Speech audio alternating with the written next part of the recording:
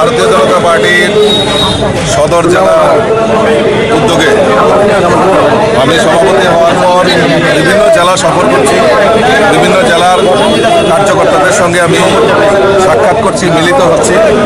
তারই অঙ্গ হিসেবে আজকে সদর জেলার উদ্যোগে তারা একটা কর্মী সম্মেলন এবং কার্যকর্তাদের বৈঠক আয়োজন করেছে।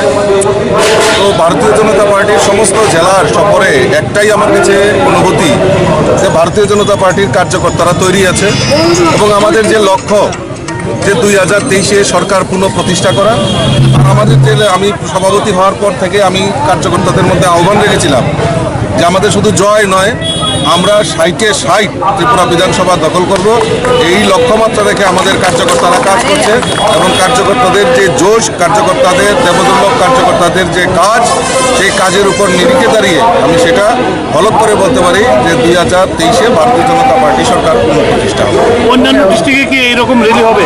একদম সমস্ত জেলাতে এরকম আমার র্যালি হয়েছে এবং এই জেলাটা বাকি ছিল। এই জেলাতে আজকে আমরা সেই কার্যকর্তাদের বৈঠক করছি। ঠিক আছে।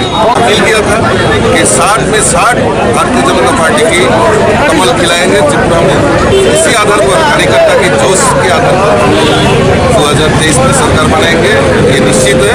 और 60 में 60 भारतीय जनता पार्टी का कमल खिलाएंगे। सर, चिंतन शिविर में ये तय किया गया है कि मोहम्मद के साथ किसी भी पार्टी के साथ कोई टाइम नहीं, देखिए वो तो हमारा दरवाजा खुला हुआ है। वो आएगा जो विकास की हम लोग देखिए स्लोगन के ऊपर सरकार विश्वास नहीं करते। राष्ट्रवादी